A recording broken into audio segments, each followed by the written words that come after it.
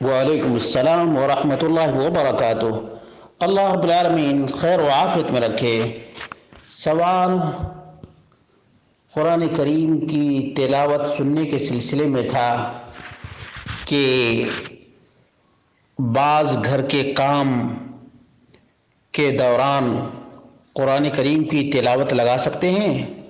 یہی سوال شیخ صالح الفوزان حفظہ اللہ سے کیا گیا کہ اقضی بعض الاوقات الساعات الطوال فی المطبخ، کچن میں لمبے ٹائم تک کام کرنا رہتا ہے شوہر کے کھانا تیار کرنے کے لیے، اور میری چاہت یہ ہوتی ہے کہ وقت سے فائدہ اٹھاؤں۔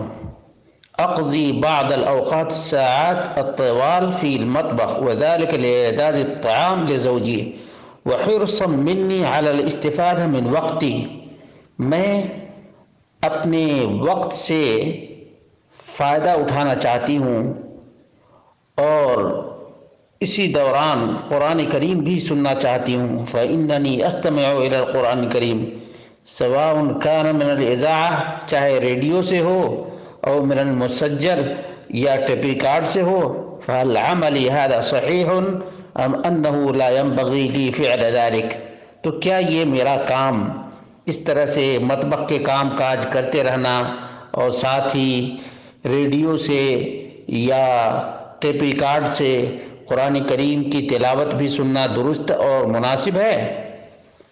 کیونکہ اللہ رب العالمین نے فرمایا وَإِذَا قُرِئَ الْقُرْآنُ فَاسْتَمِعُوا لَهُ وَأَنصِتُوا لَعَلَّكُمْ تُرْحَمُونَ، تو شیخ صالح الفوزان حفظہ اللہ نے جواب دیا فاجاب لا بأس باستماع القرآن الكريم من المذياع أو من المسجل والإنسان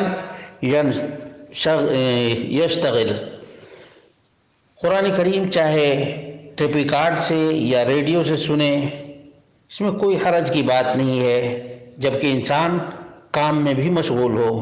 وَلَا يَتَعَارَضُ هَذَا مَعَ قَوْلِهِ فَاسْتَمِعُوا لَهُ وَأَنصِتُوا، قرآن کریم کی اس آیت اور سننے میں کوئی تعارض نہیں ہے، لأن الانصات مطلوب حسب الامکان، اس لیے کہ خاموشی ممکن حد تک مطلوب ہے۔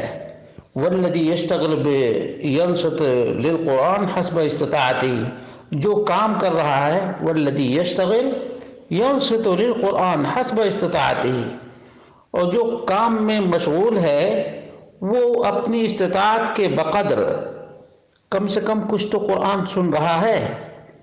یہ انتہا المنتقى من فتاوی الفوزان جلد نمبر 3 صفحہ نمبر سوال نمبر 437۔